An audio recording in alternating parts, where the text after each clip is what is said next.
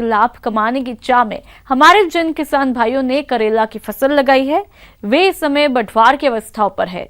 तो इस फसल से अधिक उत्पादन लेने के लिए खरपतवार नियंत्रण, सिंचाई, उर्वरक प्रबंधन करते हुए कीट और रोग नियंत्रण कैसे करें, इसकी जानकारी दे रही है विषय विशेषज्ञ नेहा कुशवाहा। आज हम चर्चा करेंगे करेले की फसल के बारे में। सबसे पहले हम चर्चा करते हैं करेले में सिंचाई। जैसा कि हम सभी जानते हैं कि अब मौसम बदल रहा है, धीरे धीरे गर्मी आ रही है। जो हमारे करेले की सब्ज़ी हमने लगा रखी है किसान भाइयों ने, क्योंकि अब वो 30 से 35 दिन की भी हो चुकी है, तो ज़रूरी है कि उसमें सिंचाई सही नियमित तरीके से की जाए। तो अभी हम जो करेले की हमारी जो फसल है उसमें हमें 4 से 5 दिन के अंतराल में सिंचाई करनी चाहिए। जो हमारे कुछ किसान भाई अगर फ्लड इरिगेशन के माध्यम से अगर सिंचाई कर रहे हैं तो वो 5 से 6 दिन के अंतराल में सिंचाई कर सकते हैं। और अगर जो हमारे कुछ और भाई किसान भाई हैं जो ड्रिप इरिगेशन के माध्यम से अगर सिंचाई करते हैं तो वो 3 से 4 दिन के अंतराल में सिंचाई कर सकते हैं।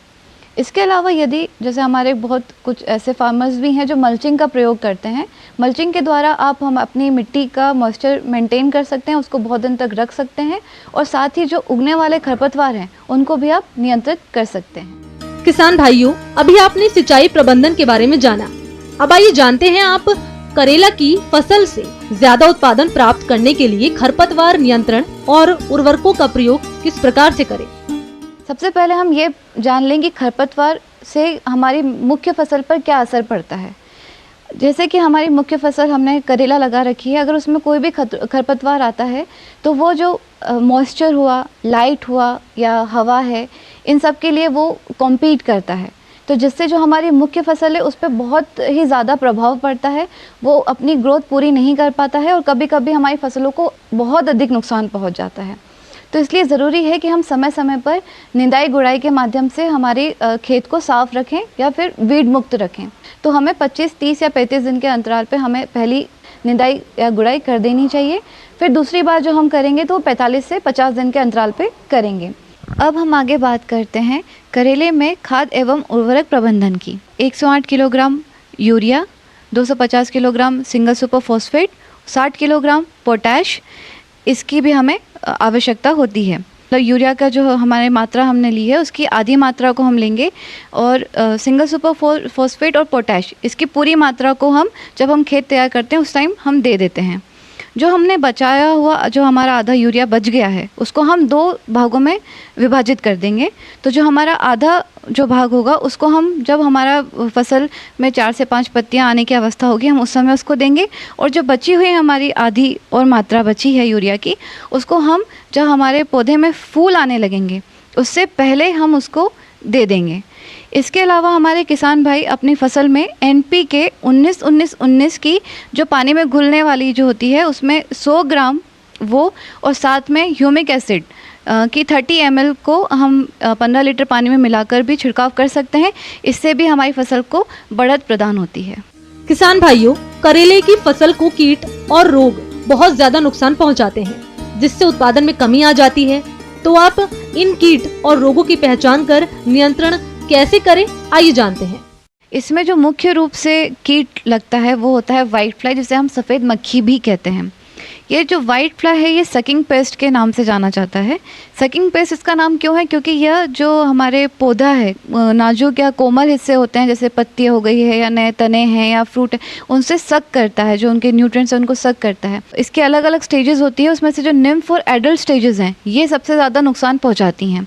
ये जो हमारे पत्तियों से सक करती हैं जिसके कारण हमारी जो पत्तियाँ हैं वो सूखी पड़ जाती हैं या पीली पड़ने लगती हैं। साथ में एक चीज़ और मैं बताना चाहती हूँ, जो हमारा वाइट फ्लाई है वो एक वायरस को भी फैलाता है।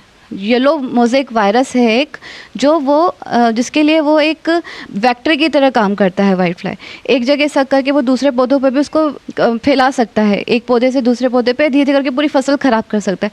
तो इसके नियंत्रण के लिए सबसे पहले हम नीम ऑयल का यूज़ कर सकते हैं। नीम ऑयल के उपयोग से भी हम इसको रिड्यूस कर सकते हैं, जिसमें हम 5 ml प्रति लीटर के हिसाब से इसका छिड़काव कर सकते हैं। दूसरा जो हमारा एक और आता है कि येलो स्टिकी कार्ड उसको कह सकते हैं। किसी भी एक पुष्टे पे पीला रंग कर दें और उसके ऊपर कुछ भी चिपचिपा आप ग्लू लगा सकते हैं या कुछ भी ऐसा पदार्थ लगा सकते हैं जिससे वो चीज़ चिपक जाए, क्योंकि ये जो वाइट फ्लाई है ये पीले रंग की ओर आकर्षित होती हैं। तो उससे क्या होगा कि ये उस पर जाके चिपक जाएंगी, तो उससे हम इनका नियंत्रण कर सकते हैं। अगर पौधों में इसका असर ज़्यादा होने लग जाए तो फिर हम आते हैं केमिकल की ओर।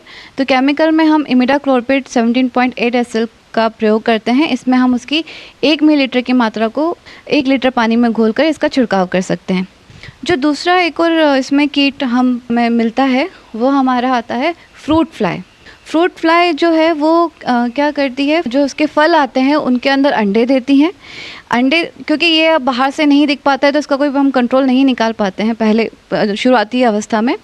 तो ये अंदर अंडे देती है, फिर वो इल्लियाँ उसमें अंडों से बाहर आती हैं, वो अंदर से पूरा फल ख़राब कर देती हैं। तो जब इनिशियल स्टेज में जैसे अगर किसान भाई देखते हैं कि उनके फसल ख़राब हो रही है या जो फल निकल रहे हैं वो सही नहीं है, तो उनको उसी टाइम पे निकाल के डिस्ट्रॉय करने के लिए आप कोई गड्ढा खोदिए और 5 सेंटीमीटर के अंदर के नीचे उसको गाड़ दीजिए। इसके द्वारा भी आप उसको कंट्रोल कर सकते हैं। उसके अलावा क्योंकि ये फ्रूट फ्लाई है तो आप फेरोमोन ट्रैप का यूज़ कर सकते हैं। फेरोमोन ट्रैप से क्या होता है, मेल अगर जो हम इंसेक्ट की बात करें वो अट्रैक्ट होते हैं और उससे हम उनको कैच कर सकते हैं और फिर हम अपनी उनकी पॉपुलेशन को रिड्यूस कर सकते हैं। तो उससे भी हम अपनी फसल को बचा सकते हैं। इसके बाद आता है ट्राइजोफोस, एक केमिकल है जिसको हम 1 ml को 1 लीटर पानी में मिलाकर उसका छिड़काव कर सकते हैं। इससे भी हम फ्रूट फ्लाई को कंट्रोल कर सकते हैं। करेले में जो मुख्यतः रोग पाए जाते हैं उनमें है पाउडरी मिल्ड्यू, जिसे हम भुभुतिया रोग भी कहते हैं।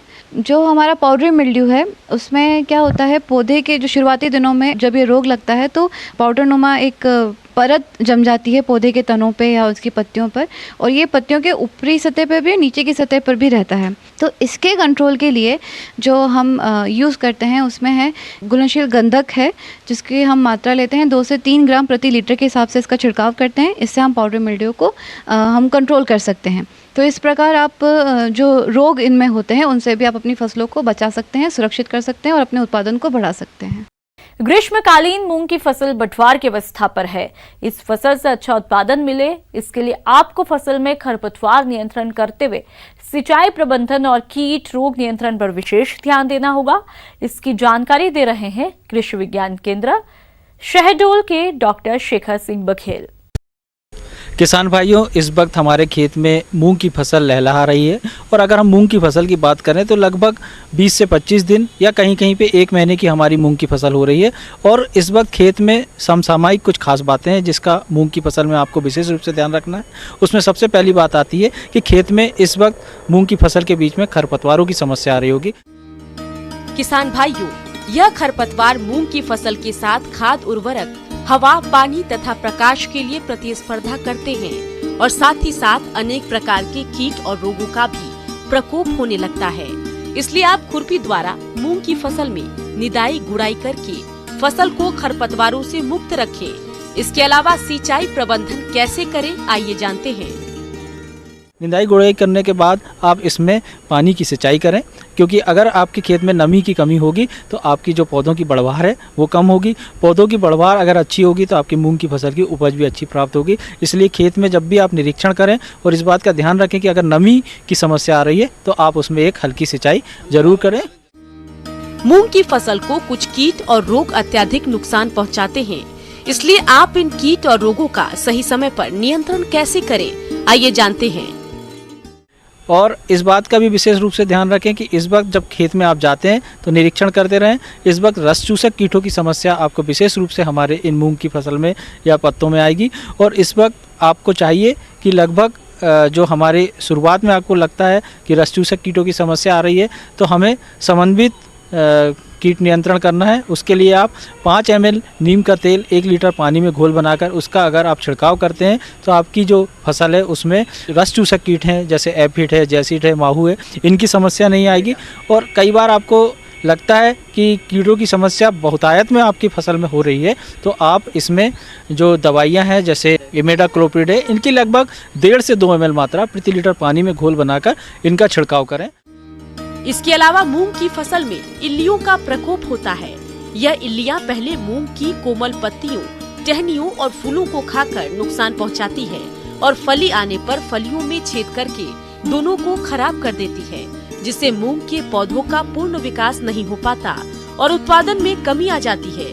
इसलिए आप कीट प्रकोप की प्रारंभिक अवस्था में नीम तेल की 5 मिली मात्रा को प्रति लीटर पानी के हिसाब से घोल बनाकर छिड़काव करें। यदि प्रकोप आर्थिक क्षति स्तर से अधिक हो तो रासायनिक नियंत्रण के लिए आप ट्राइजोफॉस दवा की 1 मिली मात्रा को प्रति लीटर पानी के हिसाब से घोल बनाकर छिड़काव करें तो इन इल्लियों का नियंत्रण आसानी से हो जाता है।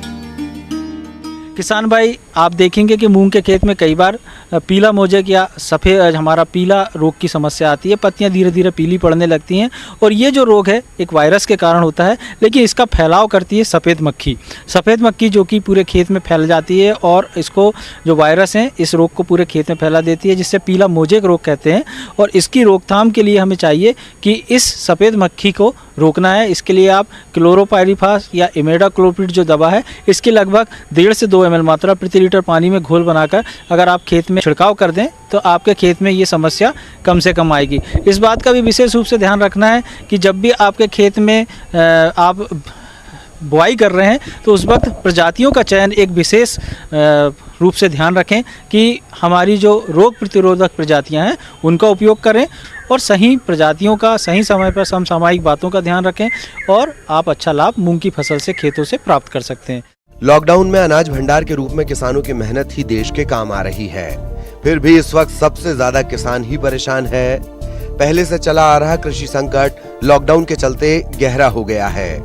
इस समय कोरोना वायरस के संक्रमण को रोकने के लिए देश भर में लॉकडाउन है, जिसके चलते लोगों को घरों में रहने की सलाह दी गई है। लेकिन फसलों की कटाई का समय भी है जिसे अनिवार्य रूप से किसानों को करना है। इसे ध्यान में रखते हुए खेती संबंधी कार्य के लिए किसानों को कई रूप से छूट दी गई है। कुछ सावधानियों को अपनाते हुए किसान खेती के कार्य को पूरा कर सकते हैं। इस बीच किसानों को यह अनिवार्य रूप से ध्यान रखना होगा कि खेती का कार्य करते समय वो सामाजिक दूरी यानी सोशल डिस्टेंसिंग बनाकर खेतों में कार्य को अंजाम दें। इसके अलावा खेती के काम को पूरा करने के लिए किसान जल्दबाजी बिल्कुल ना करें, यानी जिस कार्य को वो बहुत जल्द खत्म करना चाहते हैं उसे थोड़ा अधिक समय में पूरा कर लें। फसलों की कटाई मशीनों से करें। कटाई के लिए इस्तेमाल होने वाली दराती आदि इस्तेमाल करने के बाद कम से कम 3 बार साबुन से अच्छी तरह से साफ करें। फसल कटाई के समय आपस में एक तय दूरी बनाकर रखें। खेत में फसल काटते, खाना खाते समय एक दूसरे व्यक्ति के बीच कम से कम 3 मीटर की दूरी होनी चाहिए। खाने पीने के बर्तन अलग रखें और हाथों को साबुन से अच्छी तरह से साफ करें। हर आदमी की पानी की बोतल भी अलग अलग होनी चाहिए। एक व्यक्ति द्वारा काम में लिए जाने वाले उपकरण को दूसरा व्यक्ति कभी इस्तेमाल न करे। कटाई के दौरान बीच बीच में अपने हाथों को साबुन से अच्छी तरह साफ करते रहें। एक ही ड्रेस को रोजाना न पहने। काम खत्म होने के बाद कपड़ों को अच्छी तरह से धोकर तेज धूप में सुखाकर ही इस्तेमाल करें। मुंह को कपड़े या मास्क से ढककर ही कटाई का काम करें। बुखार, खांसी या जुकाम वाले व्यक्ति से कटाई न करवाएं, उससे दूरी बनाकर रखें। खेत में ही पानी और साबुन का इंतजाम करें ताकि आप अपने हाथों और फसल कटाई करने वाले यंत्रों को समय समय पर साफ करते रहें। नियमित रूप से साबुन या अल्कोहल वाले हैंड सैनिटाइजर से हाथों को धोते रहें। खांसते और छींकते समय अपने नाक और मुंह को ढक कर रखें। अगर आप बीमार हैं तो खुद को परिवार के सभी लोगों से अलग कर लें और तुरंत डॉक्टर की सलाह लें। दूसरे लोगों से भी उचित दूरी बनाए रखें। काम होने पर घर पर रहें, सुरक्षित रहें। अन्नदाता हेल्पलाइन निशुल्क फोन संपर्क सेवा के माध्यम से आपके द्वारा पूछे गए प्रश्नों में से 1 या 2 महत्वपूर्ण प्रश्नों को हम अपने कार्यक्रम में शामिल करते हैं और इसी के तहत आज का चयनित प्रश्न और उसका जवाब इस प्रकार है।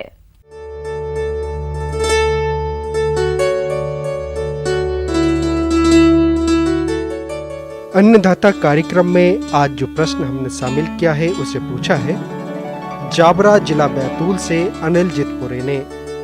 आप गर्मियों के मौसम में मुर्गियों की देखरेख और प्रबंधन पर जानकारी चाहते हैं तो अनिल जितपुरे जी आपकी जानकारी के लिए देखिए कार्यक्रम का यह अंश। आज हम बात करेंगे गर्मियों में मुर्गियों की देखभाल के बारे में। गर्मी का सीज़न पहले देखा गया है कि अप्रैल माह से गर्मियाँ स्टार्ट हो जाती हैं। अप्रैल में मई माह में जैसे ही तापमान में वृद्धि होती है तो मुर्गियों के दाना खाने की क्षमता कम हो जाती है। सामान्यतः ये देखा गया है कि गर्मी के मौसम में यदि आप अपना शेड का एनवायरनमेंट अच्छा रखें, जिसको प्रॉपर मैनेजमेंट कहा जाए, किसान भाइयों, गर्मी के मौसम में मुर्गियों के उत्पादन पर बुरा प्रभाव पड़ता है, इसलिए आपको मुर्गियों के आवास प्रबंधन पर ध्यान देना जरूरी होता है। तो आप किस तरह से करें आवास प्रबंधन, आइए जानते हैं। तो इस मैनेजमेंट में सबसे पहले अपने को बाहरी जो तापमान है उसको एडजस्ट करने के लिए हम शेड के ऊपर सफ़ेद कलर का चूना या पेंट से पुताई करते हैं, जिससे जो शेड के ऊष्मा अवशोषण की जो गति है वो कम हो जाती है। इसके पश्चात जहाँ कहीं पे व्यवस्था है वहाँ पर स्प्रिंकलर छतों पर चलाने चाहिए। उस जगह पे अपन ये भी कर सकते हैं कि भूसा या पैरा आपकी छत पर बिछा करके भी उसका तापमान कम किया जा सकता है। इससे एक प्रतिकूल माहौल मिलता है मुर्गियों को। दूसरा उपाय ये किया जाता है कि साइड में जो छज्जे निकले होते हैं उस पर बोरे लगा दें और ज़रूरत पड़ने पर उन पर पानी चलाएं, जिससे कि अंदर जो हवा प्रवेश करे वो तकरीबन बॉडी टेम्परेचर को मैच करती हुई हो और उससे रिलैक्स मिल सके। तो ये बोरे तकरीबन 3 या 4 बजे के आसपास साइड से उठा दें, ऊपर कर दें, क्योंकि इसमें ह्यूमिडिटी अंदर बढ़ती है और सफोकेशन होता है। इसके पश्चात ये भी देखा गया है कि जहाँ पर शेड है वहाँ पर आप छायादार वृक्ष लगाएं, शेड के आसपास हरियाली रखें, जिससे कि शेड का तापमान सामान्य बना होता है। किसान भाइयों, मुर्गी पालन से आपको अच्छा लाभ मिले, इसके लिए आप गर्मी के मौसम में मुर्गियों के चूजों की देखरेख कैसे करें, आइए जान लेते हैं। यदि बात की जाए, जैसे ही हम चूजे लेकर के आते हैं फार्म पर, तो उन्हें इमीडिएट जैसे ही चूजे आए तो अपने उनके बक्सों से बाहर निकाल दें और बाहर निकालने के बाद ठंडा शीतल जल उनको प्रदान करें। उस जल पर तकरीबन 1 ग्राम पर लीटर के हिसाब से इलेक्ट्रोलाइट घोल दें और इस पानी को तकरीबन 5 से 6 घंटे पर रखें। उसके पूर्व जब लिटर बिछाते हैं उसकी मोटाई 1 से 1.5 सेंटीमीटर रखनी चाहिए। इसके पश्चात आप जैसे ही चूजे रखें तो तकरीबन पानी के 5-6 घंटे पिलाने के पश्चात 6 से 8 घंटे सिर्फ मक्के का दलिया प्रदान करें, जो आपका सुबह, शाम, दोपहर और रात 4 टाइम इनको शीतल जल प्रदान करें। शीतल जल प्रदान करने से बॉडी टेम्परेचर में थोड़ी गिरावट आती है। तो यदि ओवर क्राउडिंग होगी तो हीट स्ट्रेस होगा और उससे चूजे मरने की संभावना है। मतलब यदि आपकी कैपेसिटी 100 की है तो उसमें तकरीबन 80 ही चूजे रखें। जैसे ही चूजा बढ़ रहा है, आपको समझ में आ रहा है ओवर क्राउडिंग हो रही है, बहुत ज़्यादा चूजा दिखाई पड़ रहा है, तो आप वहाँ से चूजे शिफ्ट करते हुए जाएं। लिटर जो है इस सीज़न में देखा जाता है कि बहुत ज़्यादा ड्राई हो जाता है। बहुत ज़्यादा ड्राई होने पर थोड़ा जो है पानी का उसमें छिड़काव करें, ज़्यादा ना करें कि बहुत ज़्यादा गीला ना हो, इसलिए थोड़ा सा ऐसा हल्का छिड़काव करें, डस्टी ना हो, थोड़ा डस्ट ना उड़े, ऐसा छिड़काव करें। साफ़ सफाई अपने मुर्गी के बाड़े के आसपास साफ़ सफाई रखें। मुर्गियों के खाने दाने के बर्तन में साफ़ सफाई रखें। किसान भाइयों, मुर्गियों के उचित विकास के लिए गर्मी के मौसम में आहार प्रबंधन करते हुए मुर्गियों को हीट स्ट्रोक से कैसे बचाएं, आइए जानते हैं। अब बात करेंगे यहाँ पर मुर्गियों को जो आहार दिया जाए। पक्षी 1 किलो के ऊपर के हो गए हैं तो दोपहर के समय 11 से लेके 5 बजे के बीच में इनको आहार ना दें। सुबह के समय एवं शाम के समय आहार दें, क्योंकि आहार देने पर भी जो है आपका ऊष्मा का एक्सपांशन होता है, निकलती है, आपका शरीर से ऊष्मा निकलती है। इसलिए उसको भी कंट्रोल करने के लिए 10 से 5 के बीच में या 11 से 5 के बीच पे ना दें। ज़्यादातर ये देखा गया है कि मुर्गियाँ गर्मी के समय में हीट स्ट्रेस से बहुत ज़्यादा मरती हैं, तो इसको कम करने के लिए हम हीट स्ट्रेस के विटामिन जैसे विटामिन सी वगैरह इसमें मिलाते हैं। पानी में भी दे सकते हैं और दाने में भी दे सकते हैं। पानी में ग्लूकोज भी दे सकते हैं। ये गुड़ का घोल या सीरा भी दिया जा सकता है, जिससे कि इनकी एनर्जी मेंटेन रहे। बस पानी का ये ध्यान रखना है कि जब भी आपको देना है तो फ्रेश वाटर देना है और शीतल जल देना है, जिससे कि शरीर में जो आपकी ऊष्मा है कंपनसेट किया जा सके, ज़्यादा गर्मी ना हो शरीर में। इसी के साथ मैं आप लोगों से नम्र अनुरोध करूंगा कि बताए गए जो समाधान है उसका अक्षर से पालन करके अधिक आय कमाएं, आप अधिक उत्पादन लें। आइए अब एक नजर डालते हैं राज्य की कुछ चुनी हुई मंडियों के प्रमुख फसलों के बाजार भाव पर।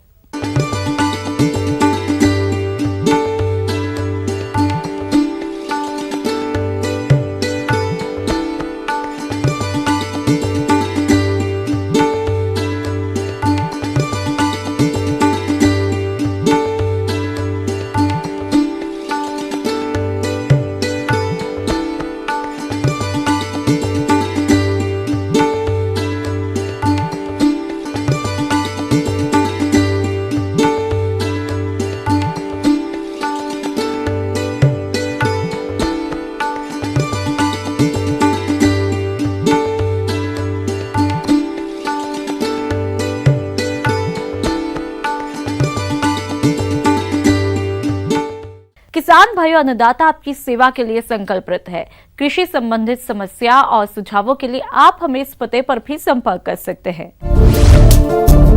प्रोड्यूसर अन्नदाता, news 18 Madhya Pradesh Chhattisgarh, Ramoji film city Hyderabad 501512। साथ ही आप हमें ईमेल भी कर सकते हैं। हमारा ईमेल है p18annadatamp@nw18.com। इसके अतिरिक्त आप हमें निःशुल्क हेल्पलाइन नंबर 180041921555 पर सोमवार से शनिवार सुबह 10 से शाम 4 बजे के बीच संपर्क कर सकते हैं। किसान